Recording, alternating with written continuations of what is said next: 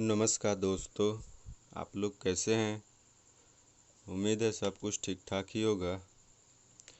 और आज आप लोग के लिए मैं अपना प्रश्न पत्र 14वां का विस्तृत हल लेके आया हूं।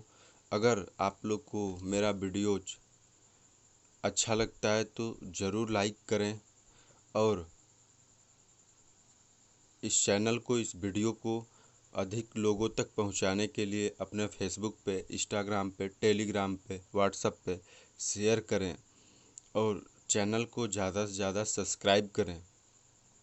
तो आज का मेरा सेशन है पेपर संख्या 14 का हल लेके आया हूँ। इसमें अब इसको दो भाग में बांट दे रहा हूँ पेपर को। एक है पार्ट 1, इसके बाद आएगा पार्ट 2। कई लोग का कहना था कि वीडियो बहुत लंबा आपका बन रहा है, जिससे बोरिंग टाइप का हो रहा है, तो फिर मैंने इसको दो भाग में बांट दिया ताकि कम समय तो हर पार्ट में 5-5 क्वेश्चन होंगे हमारे। तो आइए आज का जो पेपर है उसको सॉल्व करते हैं। तो प्रश्न है पहला, एनाटॉमी शब्द की उत्पत्ति किस शब्द से मानी जाती है? यानी कि एनाटॉमी शब्द की बात करें तो संरचना विज्ञान, मानव संरचना विज्ञान, ये क्या है ना, जीवित जो चीज़ें हैं जैसे मानव या कोई भी जानवर, तो उसकी संरचनात्मक संगठन का विज्ञान है। यानी कि उसकी संरचना के बारे में हम अध्ययन करते हैं, जैसे बोन की, हृदय की, जो भी हमारे इंटरनल ऑर्गन हैं, मसल्स हैं, इनकी संरचना के बारे में हम अध्ययन करते हैं। और एनाटॉमी शब्द जो है सिर्फ मानव जाति के लिए ही प्रयोग होता है, न कि अन्य जीवों के लिए। अन्य जीवों के लिए अलग टर्म है। वैसे ही पेड़ पौधों की जो के बारे में अध्ययन का अलग टर्म यूज होता है, तो उसकी बात हम बाद में करेंगे। तो एनाटॉमी शब्द जो है जीवित यानी मानव की संरचनात्मक संगठन का विज्ञान है। ठीक, इसमें संरचना के बारे में अध्ययन करते हैं। अब एनाटॉमी शब्द का जो अर्थ होता है वो होता है विच्छेदन करना। क्यों कि देखिए, शरीर की जो संरचना मानव के ढांचे का अध्ययन करता है, मानव एनाटॉमी। अब ये ग्रीक शब्द से बना है, ग्रीक शब्द से बना है। और मानव के जो जिसका अर्थ होता है काटना, क्योंकि शरीर की संरचना का सबसे पहले ज्ञान विच्छेदन यानी काटे के विश्लेषण से हुआ, जिससे उसके बाद वो जो हमारे मसल्स होते हैं उसको काट के उसकी इंटरनल जो ऑर्गन्स होते हैं उसके बारे में अध्ययन करना। तो तो ये तो इस अध्ययन को हम एनाटॉमी कहते हैं। और ये ग्रीक शब्द जो होता है एनाटॉम से बना है। तो जो प्रश्न बना है कि किस शब्द से हुई, न कि किस भाषा से हुई। भाषा यहाँ पे दो है, लैटिन और ग्रीक। तो यहाँ दो भाषाएं दी गई, एक होता है लैटिन और एक होता है ग्रीक। लेकिन अगर हम प्रश्न की बात कर रहे हैं तो किस शब्द की बात कर रहे हैं, तो किस शब्द में आएगा एंटम और एनाटॉम। तो जो एनाटॉमी है वो ग्रीक भाषा के एनाटॉम शब्द से बना है। तो यहाँ पे हमारा एक और प्रश्न अगर बनता है कि एनाटॉमी शब्द कहाँ से प्रयोग होता है, किसका शब्द है, तो वो ग्रीक भाषा का शब्द है। लेकिन इसका उत्पत्ति किस शब्द से हुई, तो वो होती एनाटॉम शब्द से हुई। तो एनाटॉम का मतलब होता है विच्छेदन करना, यानी कि किसी भी चीज़ को काट के उसके बारे में अध्ययन करना, यानी काटना, यानी कि तो छोटे छोटे हिस्सों में बांट देना। तो इस प्रश्न का जो सही उत्तर है वो होता है एनाटॉम। प्रश्न का सही उत्तर एनाटॉम। ठीक, तो अब नेक्स्ट सब प्रश्न है, मनोविज्ञान व्यक्ति के व्यवहार व व्यक्तिगत संबंधों का अध्ययन कहाँ है? यानी कि मनोविज्ञान जो होता है, हमारा मनोविज्ञान यानी मन को जानने वाला विज्ञान, इसका जो वर्तमान परिभाषा होता है वो इसको व्यवहार के रूप में जाना जाता है। यानी व्यक्ति की या जीवों की जो व्यवहार है उसके बारे में अध्ययन करना ही मनोविज्ञान है। तो जो एक ये स्टेटमेंट दिया गया है कि मनोविज्ञान व्यक्ति के व्यवहार व व्यक्तिगत संबंधों का अध्ययन है, ये इस चीज़ को किसने कहा?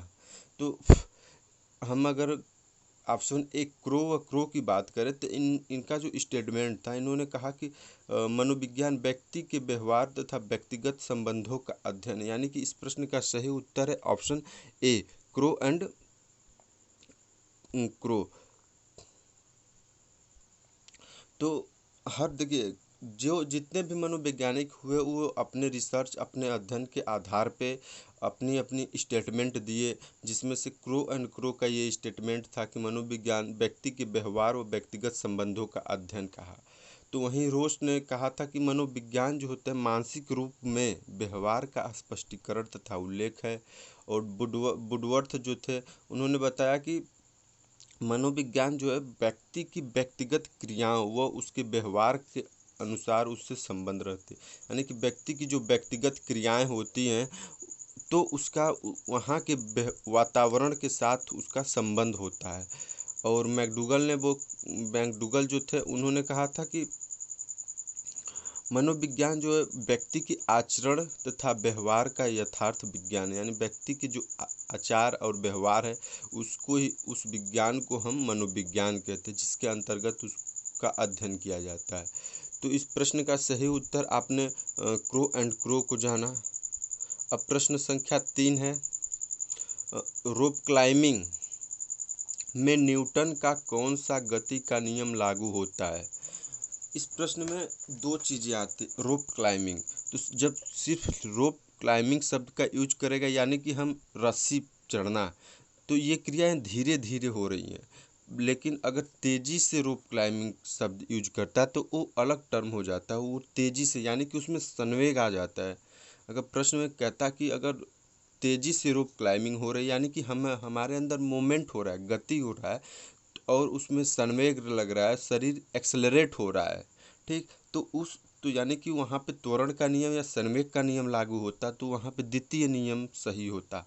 लेकिन जब रोप क्लाइंबिंग की सिर्फ बात करा यानी कि हम धीरे धीरे रस्सी को चढ़ रहे हैं, तो धीरे धीरे अगर हम कोई काम करते हैं तो हमारे काम में स्थिरता होती है, यानी कि वो एक जगह ही धीरे धीरे काम होता है, यानी उसमें गति बहुत कम होती है, इसलिए उसको हम स्थिरता कहते हैं।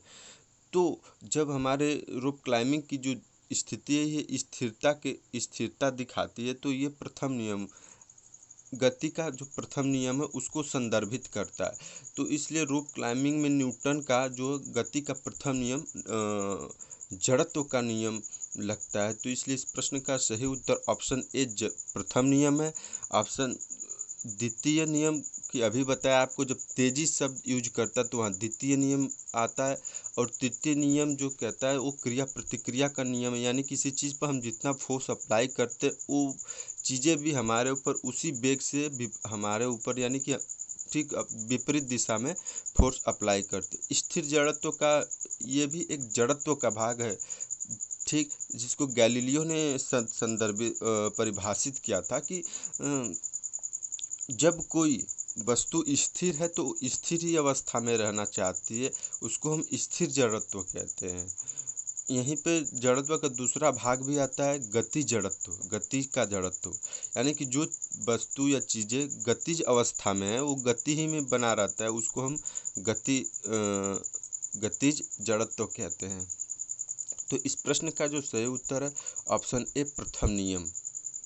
अब प्रश्न संख्या 4 पे चलते हैं, कौन सा ओलंपिक सुमेलित नहीं है, यानी कि यहाँ पे ओलंपिक और उसके तो खिलाड़ी और उसके आगे सन, यानी कि कौन सा खिलाड़ी किस ओलंपिक में पार्टिसिपेट किया था या संबंध है उससे, उसका सुमेलित है कि नहीं उस सन, तो इसके बारे में देखते हैं।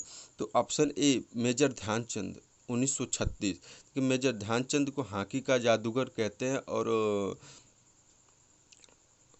ये भारतीय सेना में अधिकारी थे, ठीक, और इन्हीं के जन्मदिन यानी 29 अगस्त से भारत में भारतीय खेल दिवस के रूप में मनाया जाता है। और ये सन 1928 एम्स्टर्डम ओलंपिक में पहली बार भारतीय हॉकी टीम के सदस्य बने और भारत ने पहली बार गोल्ड मेडल 1928 हॉकी में जीता, पहला गोल्ड। और फिर 1932 लॉस एंजलिस में भी जीते। और जब 1936 की बारी आई तो इस ओलंपिक में मेजर ध्यानचंद को कप्तानी मिला, ऑप्शन सी अभिनव बिंद्रा। अगर हम अभिनव बिंद्रा की बात करें तो ये सन 2008 बीजिंग ओलंपिक में 10 मीटर एयर राइफल निशानेबाजी में इन्होंने गोल्ड मेडल जीता था और ये भी भारतीय सेना के एक अधिकारी थे। और लिएंडर पेस सन 1996 अटलांटा ओलंपिक में टेनिस में भारत के लिए ब्राउन मेडल यानी कांस्य पदक जीता। लेकिन जब इस प्रश्न का सही उत्तर ऑप्शन बी जसपाल 1924 की बात करें तो ये जसपाल सिंह भारतीय हॉकी टीम के 1928 एम्बस्टर्ड ओलंपिक के कप्तान थे, जिन्होंने भारत ने हालैंड को 3-0 से हराकर गोल्ड मेडल स्वर्ण पदक जीता था। तो जसपाल सिंह जो थे वो 1928 एम्बस्टर्ड ओलंपिक से संबंधित रखते, वहाँ पे भारतीय हॉकी टीम के ये कप्तान थे और इन्हीं कप्तानी में भारत ने पहला गोल्ड मेडल हॉकी के रूप में जीता था। तो इस प्रश्न का सही उत्तर है ऑप्शन बी जसपाल 1924। ठीक, अब प्रश्न संख्या 5 पे आते हैं कि साइकोलॉजी का साइचे शब्द है। साइकोलॉजी जो साइचे शब्द है, यानी कि पूछ रहा है कि जो इसमें साइकोलॉजी दो चीज वर्ड से बना है। एक होता है साइचे और दूसरा होता है लोगोस, और ये दोनों वर्ड यूनानी वर्ड है। तो इस प्रश्न का अभी उत्तर जो मिल गया आपको यूनानी है। तो इसको जानते हैं कि साइचे क्या होता है। साइचे का अर्थ यूनानी भाषा में, यूनानी शब्द है साइचे और इसका अर्थ होता है आत्मा। और इसका जो लोगोस वर्ड है वो होता है बातचीत करना, यानी लोगोस का मतलब बातचीत करना होता है। इसके अनुसार जब हम आत्मा से संबंधित चीज़ों की बात करते हैं तो हमारा मनोविज्ञान साइकोलॉजी कहलाता है। लेकिन समय बदलता गया, शोध प्रशोध होते गए और जैसे जैसे समय बीतता गया अनेक मनोवैज्ञानिक आए, अपने अध्ययन अपने रिसर्च के माध्यम से इसकी परिभाषा को बदलते गए। और जब साइकोलॉजी शब्द की खोज हुई तो सबसे पहले इसको हम आत्मा का विज्ञान कहते थे, लेकिन कुछ समय बाद इसको हम मन का विज्ञान के रूप में परिभाषित किए। उसके बाद इसको चेतना का विज्ञान के रूप में अध्ययन किया। फिर अब उसके बाद इसको व्यवहार का विज्ञान कहते हैं, जो अभी तक चलता आ रहा है और आगे चल रहा है।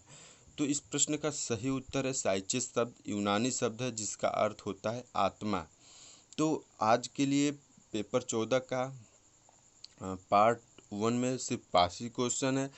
और अगर ये वीडियो आप लोग को अच्छा लगता है तो आप लोग इसको लाइक कीजिए, शेयर कीजिए और सब्सक्राइब कीजिए, और अपने फेसबुक पे टेलीग्राम पे जो भी अकाउंट है उस पर शेयर कीजिए।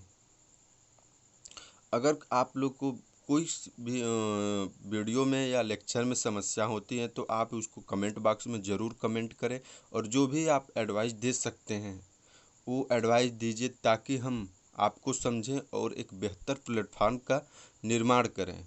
तो आप लोग से रिक्वेस्ट है कि आप चैनल को सब्सक्राइब करें, शेयर करें, और इसके साथ आप हमारे टेलीग्राम, इंस्टाग्राम और फेसबुक पेज से ज़रूर जोड़ें ताकि वहाँ पे जो अन्य जानकारियाँ होती है प्रोवाइड की जाती हैं। तो धन्यवाद आप लोग को।